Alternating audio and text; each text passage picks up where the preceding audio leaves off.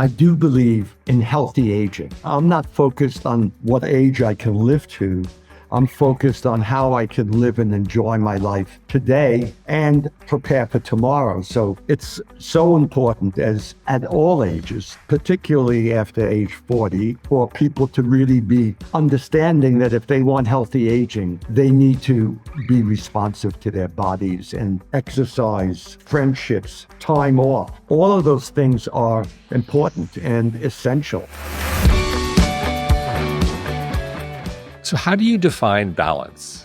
Does it exist? Can you be a high-performing individual who also has balance? You can have balance over the long term. However, even a balanced individual will need to lean into work in an excessive way from time to time, recognizing that it's not sustainable. And during this period, doing everything they can to listen to their body if it's telling you that there's things going on that don't really work for you. Well, we're going to talk about listening to your body because there's some specific examples from the book that I want to touch on. But I want to stay on balance because you said the longer term. And what I am fascinated by is you as Lew, the partner, the husband, the father, and at the same time, you were running coach during an unbelievable ascent. How did you balance being husband and father and higher performing CEO at the highest level of a publicly traded company? It's a great question. First, I carved out periods in advance that would be just for the family. And I worked really hard not to violate these periods, whether it's weekends, select activities at school for when the children were growing up, scheduled vacations, and the alike. I was also mindful that I needed personal balance in order to be there for my family as well as work. So from the earliest time, I began physical exercise and developed routines where I would work out 4 or 5 days a week as early as 5:30 or 6 o'clock in the morning before my first meeting. And that became part of my prescription for habit. In addition, I learned how to refuel and by practicing napping, and that became an enormous help for me during my 15-hour days, where I could just close my eyes, slow my breathing. And it became more sophisticated over the years where I moved into transcendental meditation. But I do believe napping has been really helpful.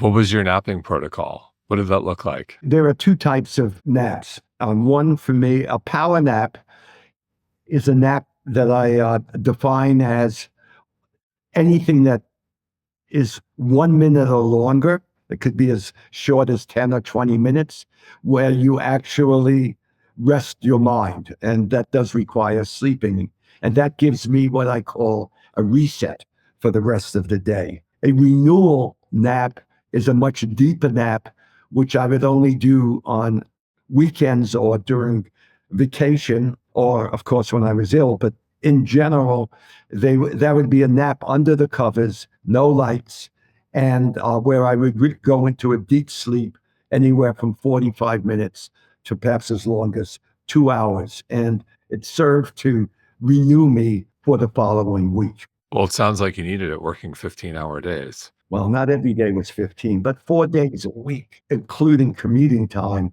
was generally 13 or 14 hours. When you travel and you work even more hours, of course. Well, it sounds like in terms of the family, you had a schedule, and to use your words, you never violated that schedule. So maybe they didn't get you all the time, but when they got you, that was a commitment you always kept. Yeah, I was very focused on being present when I was with my family, and which meant learning how to compartmentalize and put things away in the drawer, even for an hour or a weekend, or perhaps longer if we were on vacation. So let's talk about compartmentalization, because in my view, you are an Olympic gold medalist here. You do it I think, better than anyone. And something we've discussed, it's not necessarily the time at the office, at work, in meetings, it's mind share. And you know this. You know that, for example, I don't have to be in the office to stop. I just don't stop thinking about work. And a lot of entrepreneurs, a lot of very successful people have that a similar quality. It never really turns off. Not only entrepreneurs, but teachers, social workers, employees, people who have purpose and belief take it home with them. And it's not something you just clock out at 5 o'clock if that's the end of the workday, because you're thinking about how you can do a better job, how you could have handled something differently, how you have to plan for the following week. I think it impacts everyone. Yeah, 100%. And I want to talk about, I think you're so good, again, at like quote unquote parking it, of there are things to marinate about, to things to obsess about that maybe you shouldn't turn off. And then there's a fine line between, this is productive and unproductive. Walk us through your process, because you're better than anyone I've ever seen. You are. You're very kind. I've seen enough of you in real time. There's a lot of aspects to compartmentalization in the workplace and at home. If you can divide the world into three parts, I divide it into things you can control, things you can influence, and then there's gravity issues, and where you have virtually no control over the outcome. And I encourage people to let that stuff go, or make sure you don't spend more than 5% of your time in the workplace on gravity issues. You need to spend your time on things you can control and things you can heavily influence. At the same time, even among things you can control and things you can influence, you need to set priorities, have focus, and make sure that you're staying on an agenda, on a path that you and your teams can handle. So when we talk about compartmentalization, I created the concept of a parking lot for myself and for my teams. And the way, if you address something now, it doesn't go into the parking lot. But there can be three types of parking lot: short term, medium term, and long term. If you think about airports, they actually divide them into threes, and three is a good number to divide things into. It's easy to remember. So if the short-term parking lot might be, I hear you, this is a real issue. Let's agree we're going to discuss this next week. And we put it down on the calendar, and it allows me and the people who are concerned about it not to ruminate between now and next week, because we're going to come back to it. It's scheduled. And it's similar in a midterm parking lot, which might be 1 or 3 months. And then there's a long-term parking lot where you say, this is a real issue, but I really need to wait until next spring or next fall. And sometimes it could be 6 months or 9 months, or I need to make sure other things occur before that can be. And if you memorialize it, if you put it in writing, it's much easier to let it go if you're disciplined enough. When the calendar reaches that date, it's on the top of your day's calendar, and you cannot let it go from there. Very applicable for family as well, not just work, for life. It is, and particularly with children as they're growing. And frequently, and you've heard me talk a lot about skirmishes, battles, and wars. And it's easily applicable in every family and with kids. And it's also applicable in the workplace. And when we talk about skirmishes versus battles versus wars, if you're trying to enforce a bedtime on one of your daughters and she wants to stay up 30 minutes later, for whatever reasons, you need to decide whether you're going to make an exception and get credit for it if you do, so that it is an exception. Because if you don't, a skirmish can suddenly turn into a battle or a war, and you need to anticipate the possible unintended consequences of pushing back with a young person whose entire path in life is to become independent and self-sufficient. Have you dealt with this with your own children? The bedtime going back a couple of decades? It's part of our working vocabulary. I will say when I was a father of young children, I did not have the real clarity that I do today about skirmishes, battles, and wars. It's also applicable at work because when you are having a conversation with someone, whether it's a peer, a supervisor, a subordinate, doesn't really matter. You need to understand where that person's head is, why, and if you're having a discussion where there's a difference, you need to decide what you want as a desired outcome and take into effect the willingness and capability of the person to hear you and adjust your style to one that will give you the most desirable outcome. It's never perfect, but it's better than not adapting at all, for sure. I love that you bring that up. That's one thing I've been thinking a lot about some of the lessons that Colleen and I very much regard from working with you for so long. And one of them is thinking about what's the outcome you want. Again, applicable for life and work when there is a debate, when there is conflict. And something I think you're so good at is you're so intentional with language and you almost slow down with your language when it's a difficult conversation, it's an important conversation, there is conflict. And you're very careful with every word, and every word I'm thinking of is almost solutions oriented. It's an opportunity, it's not a problem, for example. So let's talk about language. Like, what are words you try to avoid? What are words you try to use when there is conflict? Again, everything depends on the person and the situation. Typically, my intention is to have a constructive outcome.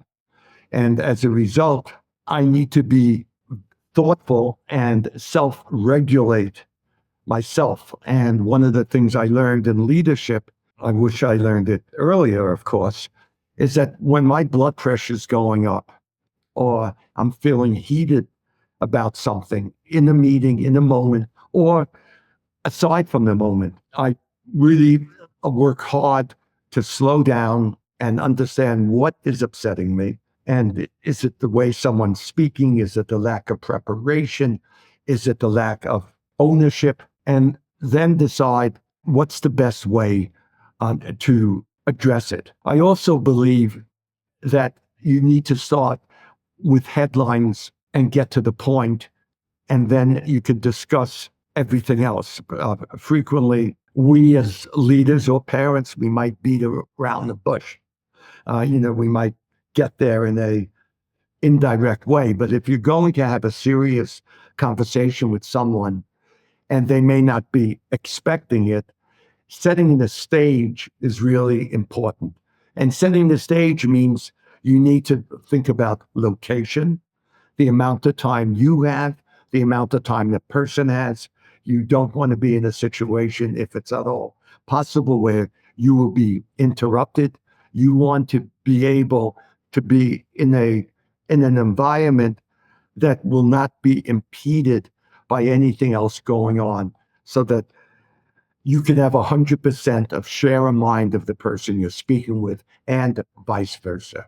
And also setting the stage with language. And at one time, I wrote this down, literally saying to someone, "Hey, this is going to be a difficult conversation.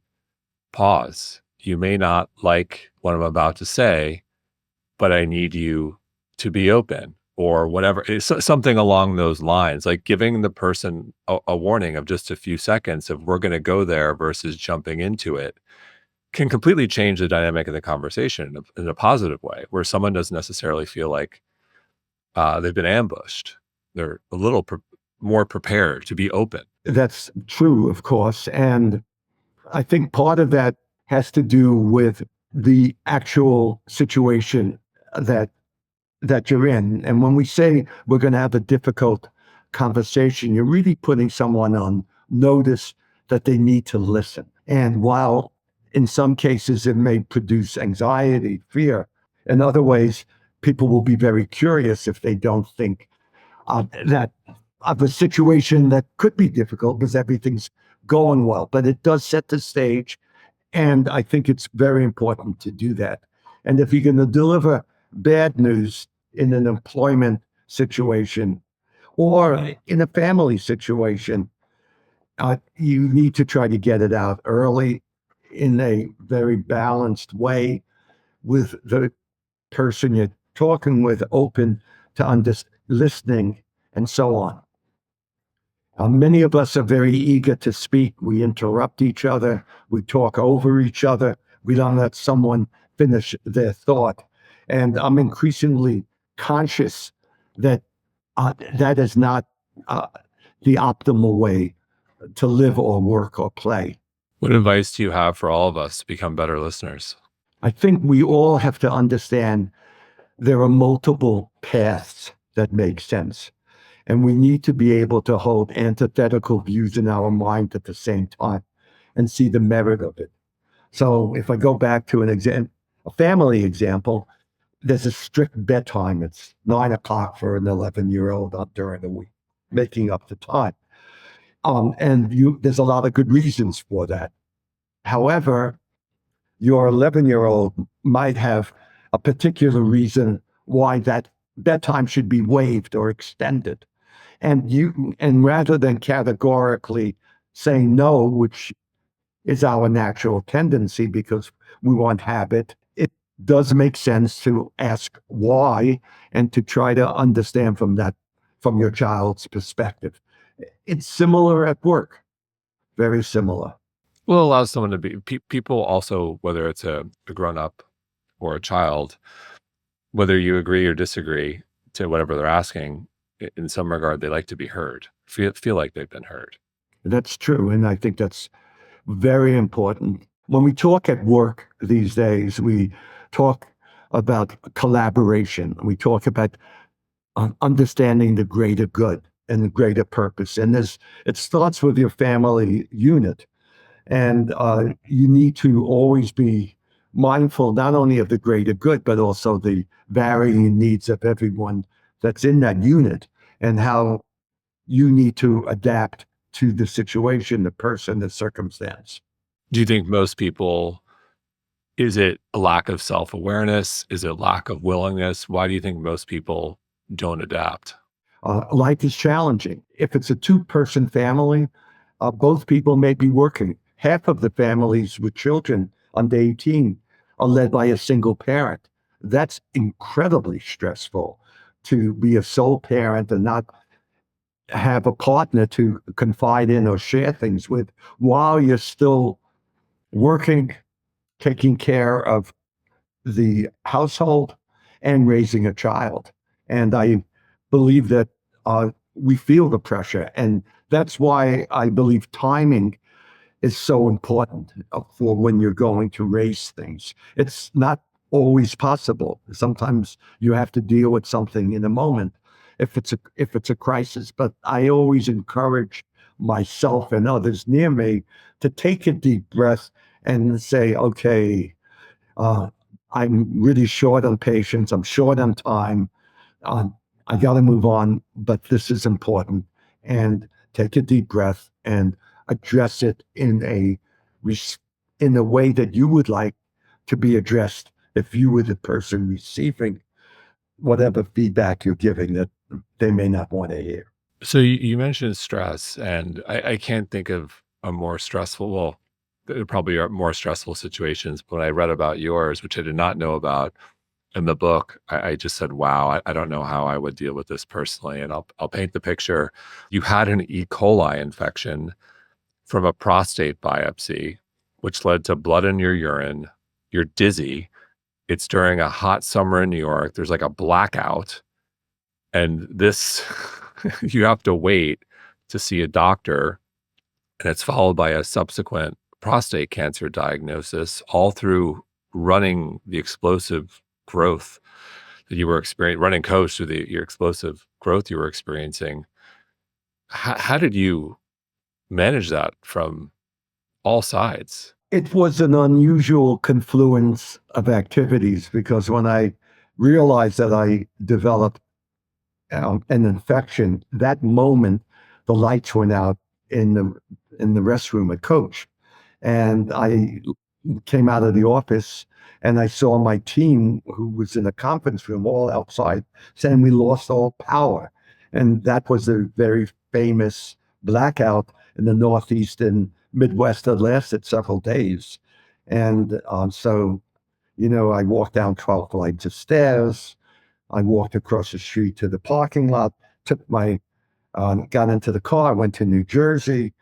And along the way, I spoke with my wife and my niece, who was a medical resident and who met me at home.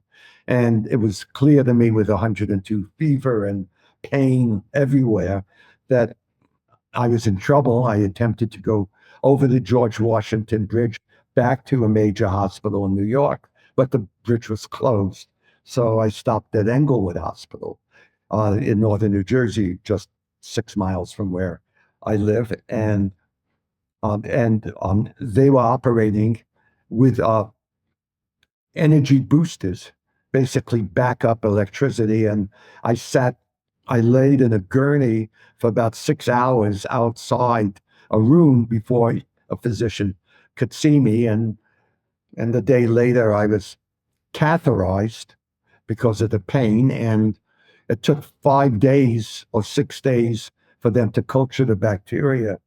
And during that time, I lost a lot of my mojo, lying there in pain with a morphine drip, and lost a lot of weight. And when I came out of the hospital, as you said, I learned that on top of everything, I also had cancer, but because I had this infection, it couldn't be treated for several months. And I needed to go back to work. Coincidentally, the day after that I got the infection was the beginning of a scheduled 2-week vacation at the end of August. And it gave me the cover to get my thoughts together and advise into my outside board of directors, because we were a public company and I spoke with each one individually. And I also shared that with my senior leadership team one-on-one. And I went back to work after Labor Day feeling that I really needed to stretch myself to get to a place where I had the energy, nimbleness, facility to deal with as many things as one deals with as an active CEO. And what I proceeded to do was enter therapy. Uh, I also began to take meds. I was already getting massage and working out. I added more to my repertoire through the introductions of meditation and acupuncture. And I worked my way through it with a better understanding that I did have enough control over my body. I was going to survive and I was going to thrive, and was able to put over time much more of a positive spin on things. And I did, of course, recover, fortunately. So, you mentioned stress and your relationship with stress, and I think it's interesting in that, stress plays a role in everything and probably played a role here. But at the same time, it sounds like stress and doing the work of the work also probably saved you, gave you purpose, kept going. So can you talk about that complicated relationship with stress and work and performance? I will do that. What's from the very beginning of my consciousness as a young adult, I strove for excellence. I want whatever I was going to do, I wanted to do the best job I could. At the same time, I was also driven by a fear of failure. And the double-edged coin of driving for excellence and fearing failure never allowed me to rest on my laurels or my success. Anytime I reached a milestone, it was a time to acknowledge it. I learned that I needed to celebrate that many years later, milestones for myself. and for the team. But I do think purpose is really critical. So when we talk about excellence or drive for excellence, a purpose driven person, I like to do things that I believe in that have what I interpret as a benefit, a greater good to others. And that's purpose. And where I have landed at this stage of my life is that there's only two things that are really important in life. One is purpose, and the other is authentic relationships. And trying to marry the two, it can work, not easily always, but it can work. And that's how I've been living my life. Jason Walkup here, founder and co-CEO of mindbodygreen and the host of the mindbodygreen podcast. Please subscribe. You'll never miss a show and you won't regret it. As it relates to authentic relationships, I'm assuming you have a definition there, and I'm also going to assume that less relationships that are transactional, less relationships that are just purely business related. How do you think about that? And that's an interesting question. So I'm going to give you another Lewism here. I think there's three types of relationships. There's a relationship for a season, there's relationships for a reason, and there's relationships for life. And being conscious of what type of relationship you're in during whatever period you're in, I think is quite important. So, with work being as consuming as it always has been for me, the types of relationships I develop and continue to develop are highly collaborative, and there is a greater purpose. We're looking to drive something towards an outcome that I and others believe will be beneficial to people, the customers or consumers, or and of course the investors and employees. You need to look at all of the constituencies, including community. So I would frequently have very close relationships with the people that I work for years and years, and as we all do. And some of those relationships, when one of us moves on, uh, continues, but most do not. And those are relationships for a reason. A relationship for life is a relationship that might start for a reason or for a season. For example, you live in the same neighborhood, you grow up with kids. It's convenient. Parents know each other. Uh, in most instances, when we're young kids, and those relationships tend to be relationships more likely to be for life because you have gone through a developmental process with these neighborhood kids or the kids that are in your school or go to your camp. And that's very understandable. And then when you get a part-time job or a summer job, that could be a relationship for a season. Or if you join a team, it's a relationship, but it could be just for one season and one reason. So I'm not sure this is answering your question, but for me personally, my work and my family is so consuming that, and when I say family, I'm defining family very broadly to include some relationships for life that began 40 and 50 years ago, and some that may have begun 10 and 20 years ago. I'm not really looking for new friends and don't really have the capacity to usually give them what they want in return. It makes sense. And hearing you speak, I also can't help but think of your longevity in terms of, your health span. You're here on this planet, you're doing well. And then also your relevance in the business world and how you're impacting others for the greater good. I'm curious, what's your view at this stage? I'm sure you think about your longevity. Why do you think you're still here and functioning as you are? Like, what do you think looking back? Like, what are the things you think that contribute? I'm curious, what do you think is the secret sauce or what you do well? I do believe in healthy aging. It's less about longevity in my mind than healthy aging. And the reason I say that it's not I'm not focused on what age I can live to.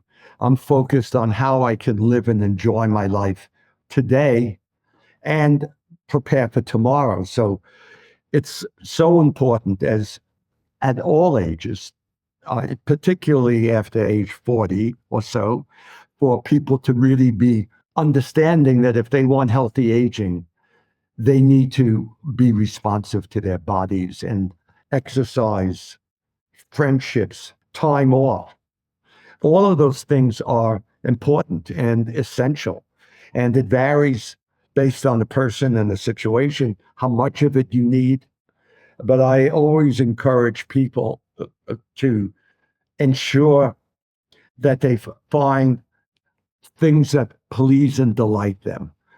Because if they don't, it's going to really be hard to maintain optimism or to have healthy aging. Because if you're under a lot of stress and you do not take care of yourself, frequently you're not able to sleep well, you get bad headaches, you start to feel depressed, you could lose your mojo, you might not have the bandwidth to come home and take care of your kids the way you would like to. And you need to look at early signs, and I'm a big believer in executive coaching, a big believer in therapy.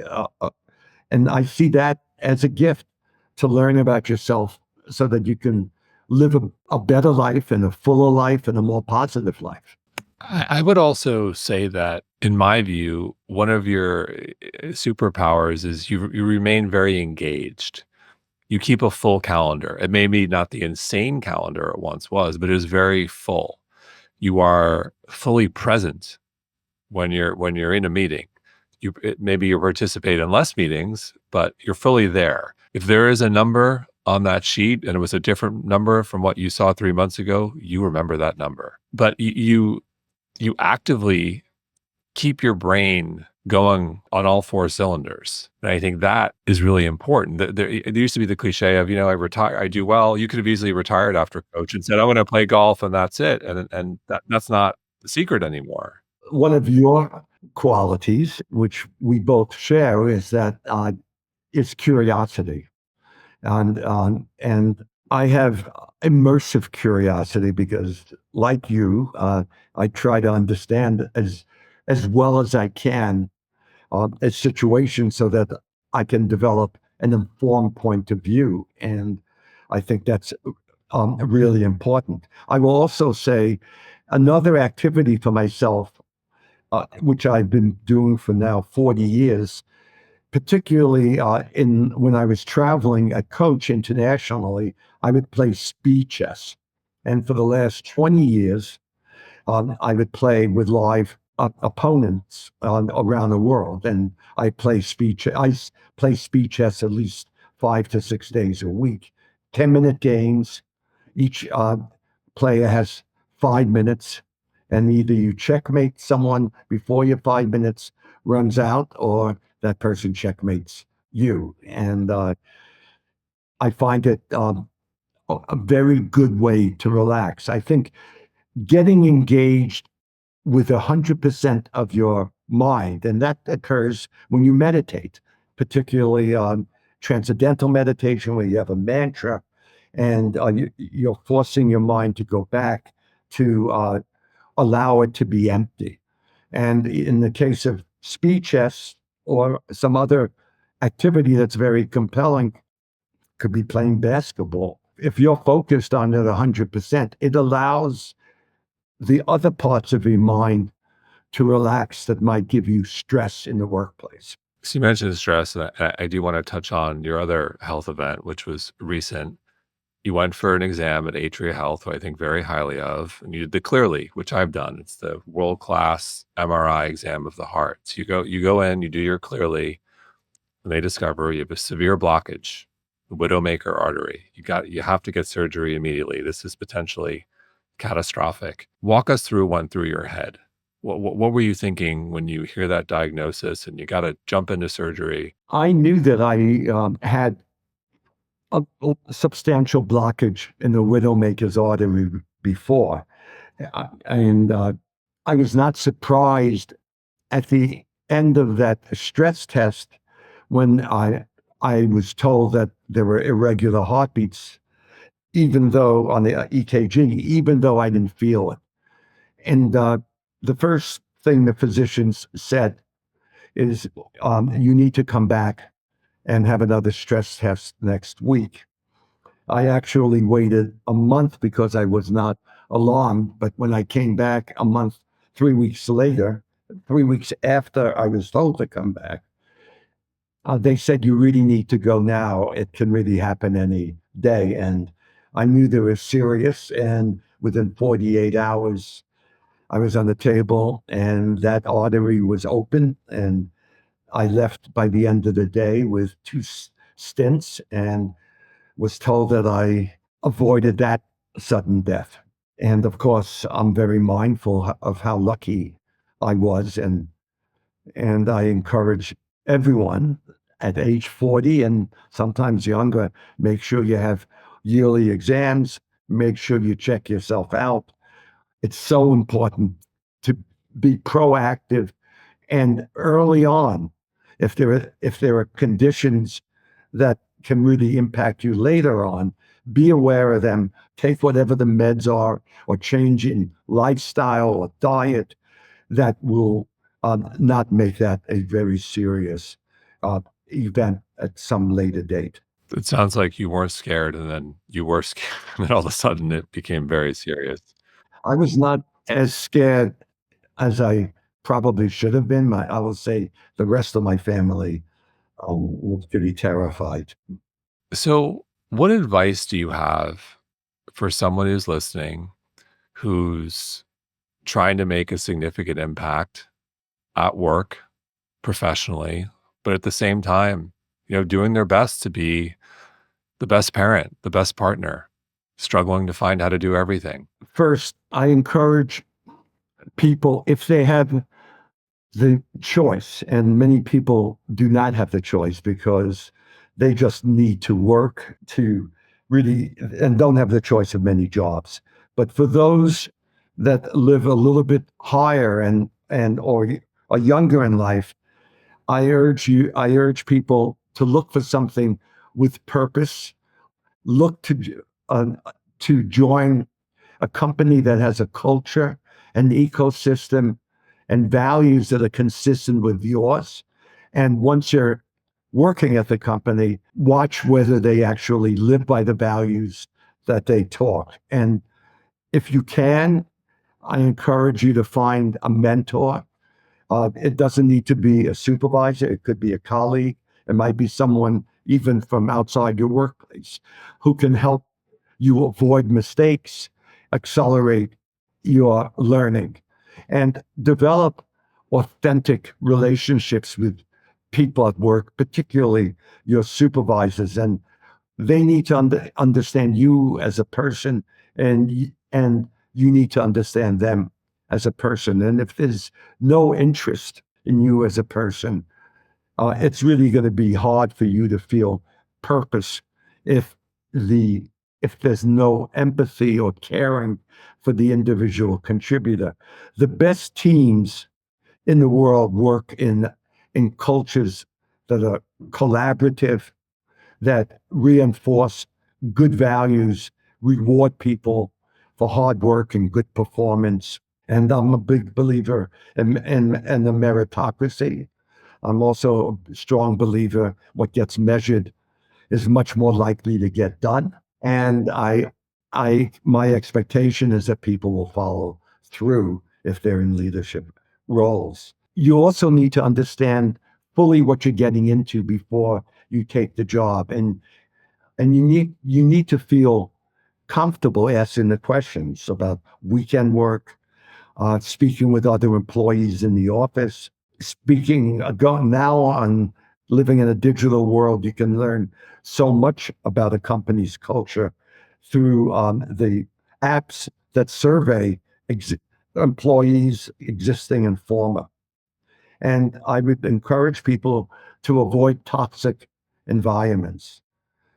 Even if you say, I can handle a toxic environment, you will thrive much better if you don't have to handle an environment and the environment is reinforcing and developmental for you. Sage advice. And I'm curious with the book, which is excellent, Bagman, everyone should go buy it. I'm curious, how do you think about legacy beyond financial advice or business advice, or just how do you think about legacy at this stage in your life? I think about making a lasting impression, and the lasting impression really comes from values in relationships and how you lead your life and how you would like your children and their children to live their life. And with work, it comes with purpose. A value driven person will look to have purpose. And I feel very fortunate that I had the opportunity to build a lasting brand, a brand that is now a part of the American landscape, a brand that for generations has given people love and warmth, and the positive emotional associations are terrific, and they transcend my lifetime and my tenure. In fact, Coach is having another renaissance recently, which really demonstrates the underlying strength of the brand and business. And I feel good about that. And part of the reason I wrote my memoirs was to have something that my grandchildren and their children can read to understand that I'm living the American dream, and with it comes a lot of responsibility. And we are part of a globe, and we are part of a global community, and we need to think that way. And of course, the United States strength comes from us being a country of immigrants, and immigration is critical to our continued growth and to provide the types of jobs and opportunities that Americans who are here may not want any longer. And my closing question, if you could go back in time and give first year CEO Lew advice, what advice would that be? Be humble, surround yourself with people who you respect and will have the courage to speak truth to your power. Be able to hold antithetical views in your mind. Don't rely on the fact that you're the founder or the CEO. That's positional authority. Lead through vision and belief and knowledge and consistency, and create an environment where others can thrive and want to be with you. If you can lead positively, consciously, that's the most effective form of leader. And early on, when you're a first time entrepreneur, frequently you believe you may be the smartest person in the room because you created something that doesn't exist. And I often tell that person, I've met many who feel that way, to go into another room because they're in the wrong room. And I think it's really important for people to understand that we're part of a greater society and we have responsibilities to everyone. Amen. Lew, thank you so much. You're very welcome.